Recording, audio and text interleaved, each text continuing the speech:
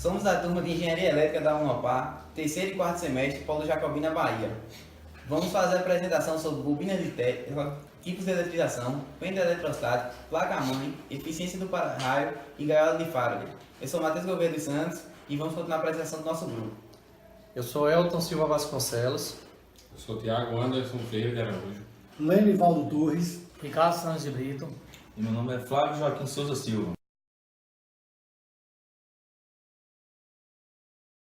Oi pessoal, eu sou Matheus Gouveia, aluno da Unopar de Jacobina, Bahia, de Engenharia Elétrica. Venho falar um pouco sobre energia estática. A energia estática é o excesso ou a falta de elétrons no nosso corpo. Isso pode ocorrer no dia a dia, tanto ao sentar numa cadeira, ou levantar, vestir uma roupa de algodão, um casaco, uma roupa de frio.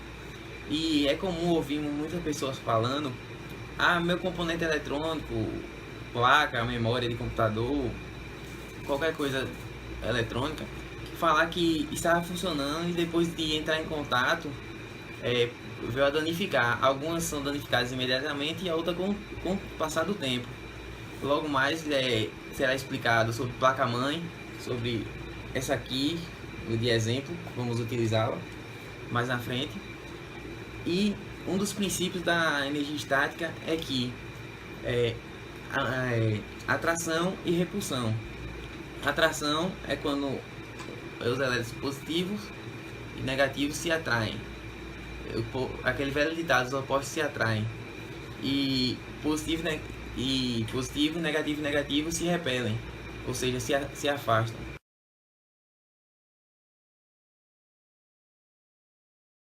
Olá pessoal, me chamo Lenivaldo Torres Marques, sou aluno do quarto período do curso de Engenharia Elétrica da Unopar, Polo Jacobina, Bahia. Estarei nesse vídeo mostrando para vocês um pouco do básico da manutenção e manuseio de placas mãe, a famosa placa mãe dos nossos PCs, dos nossos computadores.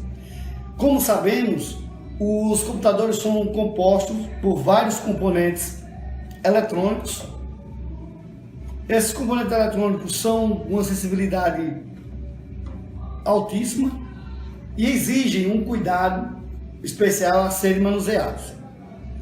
O corpo humano, por sua vez, ele produz uma eletricidade estática que, ao tocarmos esses componentes, poderemos causar alguma queima ou o seu mau desempenho para que ele foi feito. Nesse caso, nós iremos agora, nesse momento, falar sobre a questão de como a gente vai conseguir fazer essa descarga eletrostática do nosso corpo. Porém, temos aqui um exemplo básico para a cada 15 minutos que a gente estiver fazendo manuseio na nossa placa, seja ela de manutenção ou seja ela de manuseio, nós temos uma barra metálica que está ligada ao neutro, o aterramento da nossa rede. Para cada 15 minutos, nas duas mãos, nós iremos estar tocando essa barra metálica para que essa nossa eletricidade estática, que é gerada no nosso corpo, seja descarregada nesse barramento. Outro porém também, que é muito usado hoje, principalmente nas grandes empresas organizadas, são outras opções que tem, chamada pulseira anti-estática, né? Que ela, nesse mesmo momento que você vai trabalhar, você não vai ter essa preocupação de a cada 15 minutos você estar tocando uma barra metálica para fazer essas descargas. Aí vem aquela questão que todos nós, principalmente os leigos, né, quem tem um pouco de conhecimento, que pergunta: como que geramos um campo eletrostático? Pois bem, todos devem lembrar daquela brincadeira quando criança, que esfregávamos uma bexiga cheia de ar, né, e um pedaço de tecido, depois aproximava, né, próximo assim do cabelo, e ele começava a ficar um pouco assim arrepiado. Isso a gente pode explicar de uma maneira bem básica como que funciona a questão da energia estática que o nosso corpo gera. Quando existe um atrito com um objeto similar, pode gerar um tipo de energia. Então, um bom exemplo acontece quando andamos sobre um carpete ou um ambiente que esteja seco, né?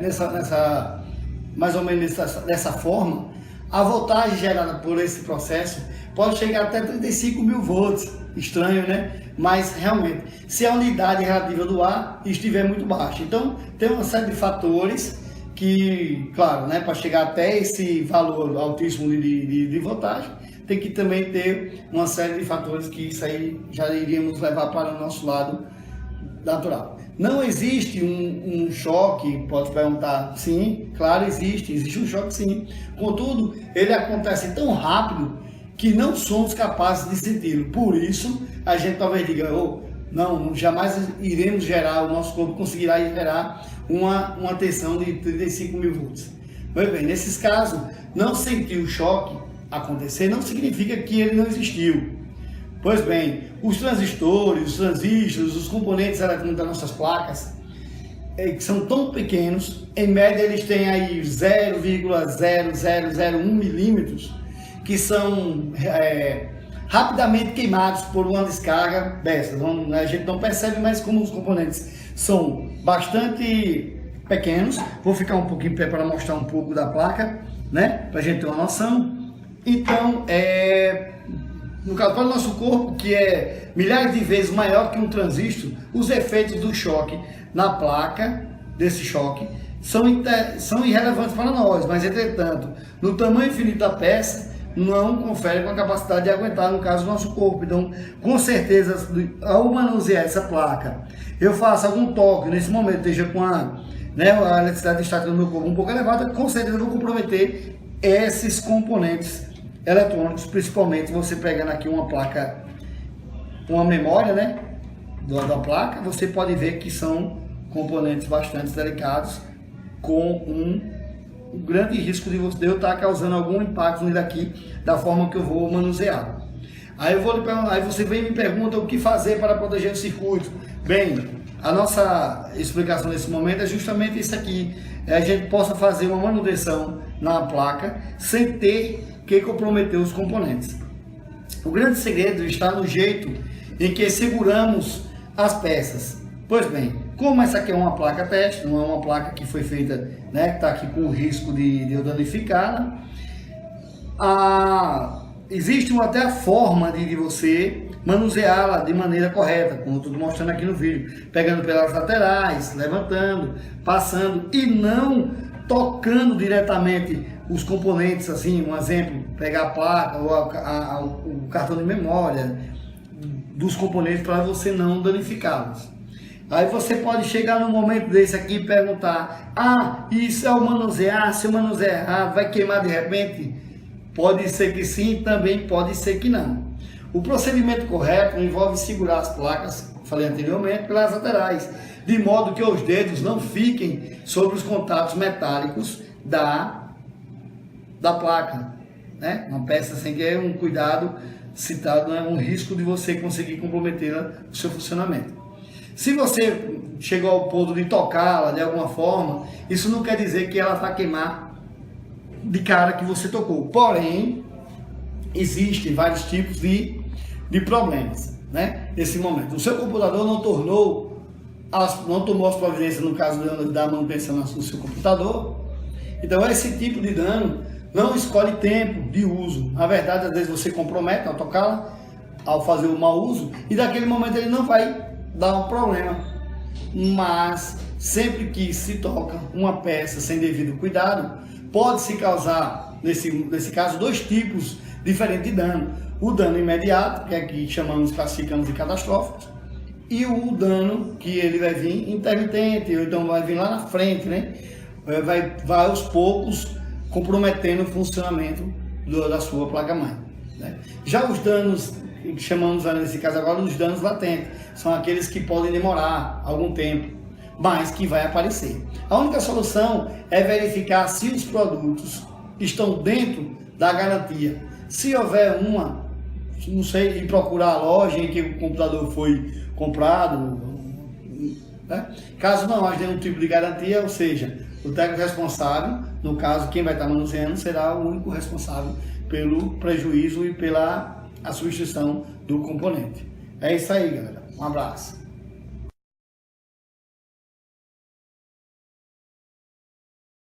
Elton Silva Vasconcelos, e vou fazer 3 experimentos explicando os princípios de cada um, falando sobre a eletrização por atrito, eletrização por indução e eletrização por contato.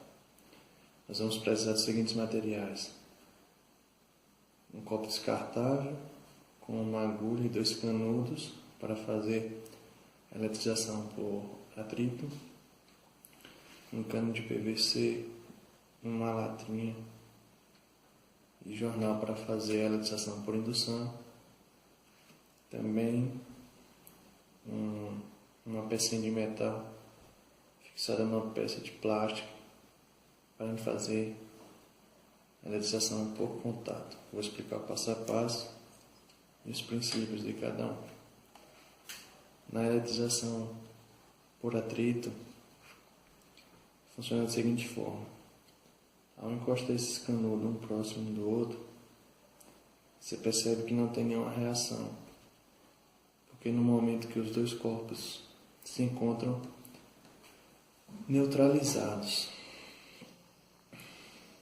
a eletrização por atrito ela é uma atração que ocorre da passagem de elétrons de um corpo para o outro. Por fim, os corpos são carregados com cargas iguais, porém de sinais opostos. E ao gerar o atrito, nesses corpos eles vão se expelir. Eu vou pegar o jornal e criar o atrito no primeiro corpo.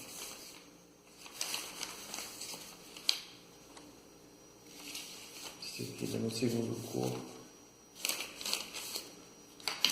Vocês vão perceber o que acontece ao criar o atrito nesses corpos. Ao encostar um no outro, você percebe que eles não se encostam, se expelem. É assim que funciona a eletrização por atrito. Ao criar o atrito em um corpo neutro,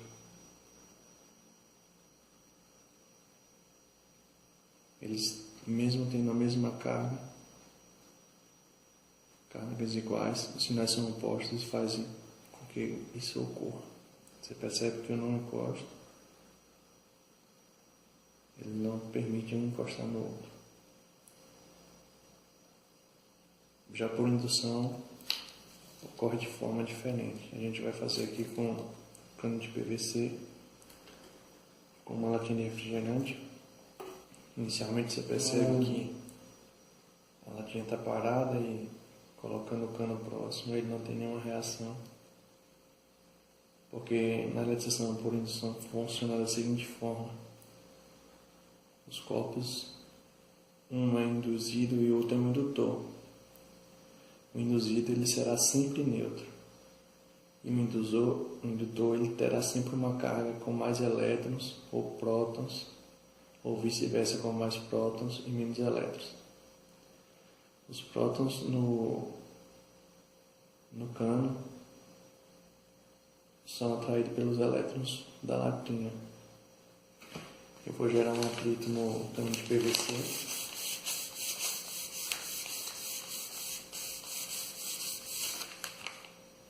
Porém, o corpo neutro, ele sozinho, ele tem elétrons, tem cargas positivas e negativas, e elas se concentram, as positivas numa extremidade e a negativa em outra. E estando em contato com a Terra,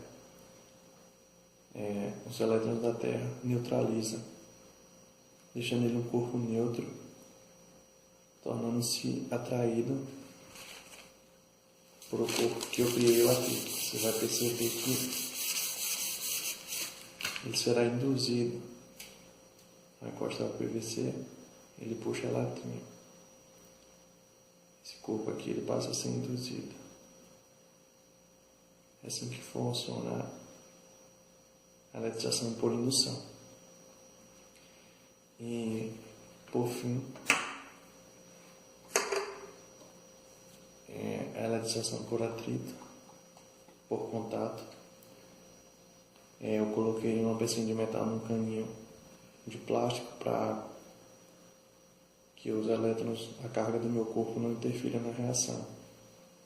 E ao pegar aquele primeiro canudo que eu eletrizei, que eu criei o atrito, a gente transfere essa carga de atrito para essa pecinha de metal. É assim que funciona a eletrização por contato. É como se fosse uma transferência do atrito. Você vai perceber que ele vai dar uma reação. O canudo se move. Vai encostar próximo. É assim que funciona a eletrização por contato. É como se fosse uma transferência dessa carga. É assim que funcionam os 3 princípios de eletrização por atrito, por indução e por contato. Boa noite, meu nome é Flávio Joaquim Souza Silva, sou estudante de Engenharia Elétrica do Polo Unopar, aqui em Jacobina, Bahia, e eu vou falar sobre gaiola de Faraday. A gaiola de Faraday foi um experimento de Michael Faraday. Foi feito em 1836 e através dele o químico Faraday provou o efeito da blindagem eletrostática. E o que seria esta blindagem eletrostática? Isso ocorre quando o excesso de cargas em um condutor distribuído uniformemente em sua superfície e o campo elétrico em seu interior fica nulo. Uma das propriedades de um condutor em equilíbrio eletrostático é que o campo elétrico em seu interior é nulo, justamente pela sua distribuição de carga. E como funciona essa blindagem eletrostática? Uma superfície condutora isola um espaço, impedindo descargas elétricas. Isso acontece porque o condutor carregado espalha a carga por todo o campo elétrico, mas em decorrência do efeito da repulsão de cargas, elas se distanciam entre elas e alocam nos arredores desse campo elétrico. Vou apresentar agora o experimento que consiste numa blindagem eletrostática e com esse experimento vou usar aqui uma tela de viveiro, onde eu vou pegar meu celular, vou sintonizar a rádio e vocês poderão ver que a gaiola vai interferir nesse campo eletromagnético, não deixando que o campo eletromagnético do interior interaja com o campo eletromagnético de fora, que são as ondas de rádio. Vocês podem ver, está tocando, e ao colocar dentro da gaiola, o celular para de tocar, né? Vocês podem ver que a gaiola não deixa que haja essa interação entre o campo magnético interno e fora. É tanto que se eu pôr a mão no celular e pegar, ele começa a tocar. Ao deixar no lugar, ele para de falar. Eu sou o Matheus Gouveia e vou fazer mais um experimento comprovando o funcionamento da gaiola de Faraday. Experimento simples, com 2 celulares e um papel alumínio simples de cozinha, comum, e de um celular eu vou ligar para o outro.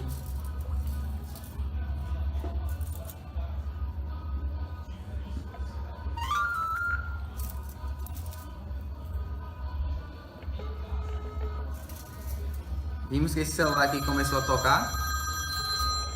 Agora vou desligar a chamada, envolver o outro celular num papel alumínio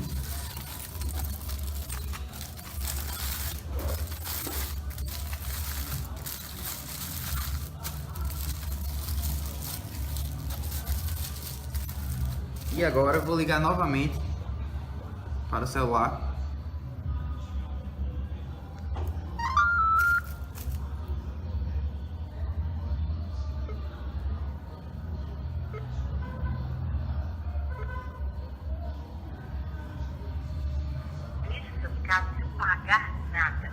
Como vocês podem ver, o celular, após ser envolvido pelo que simula a gaiola de Faraday, ele fica isolado do campo magnético externo, comprovando assim, de mais uma forma, o que foi falado no vídeo anterior pelo meu colega Flávio.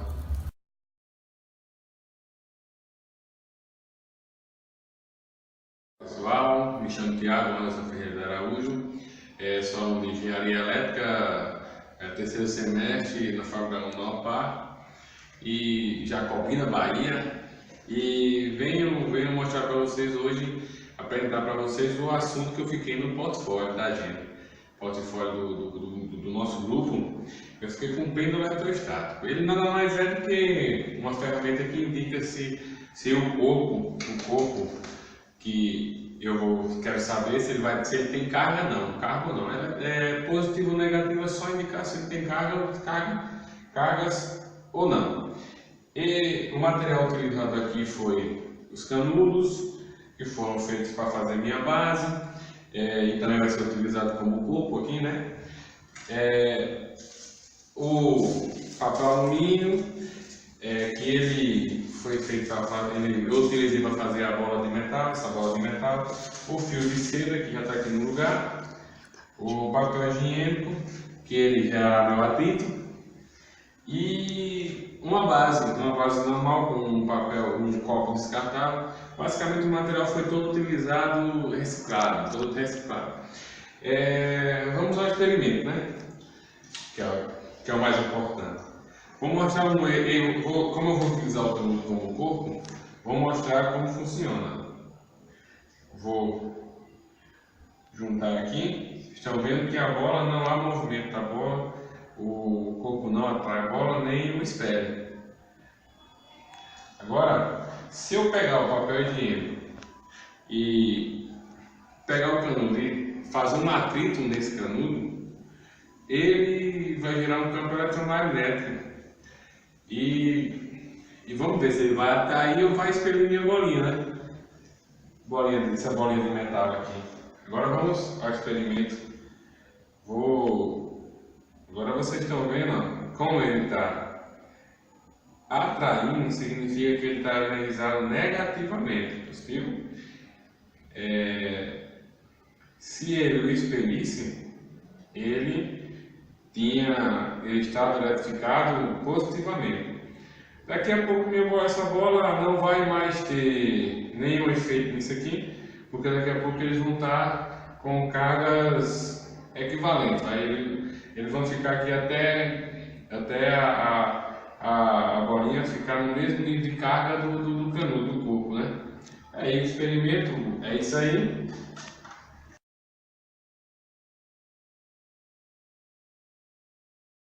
Boa tarde, pessoal. Meu nome é Ricardo Santos de Brito, sou da turma de Engenharia Elétrica, terceiro e quarto semestre, e eu vou falar um pouco sobre a eficiência dos para-raios.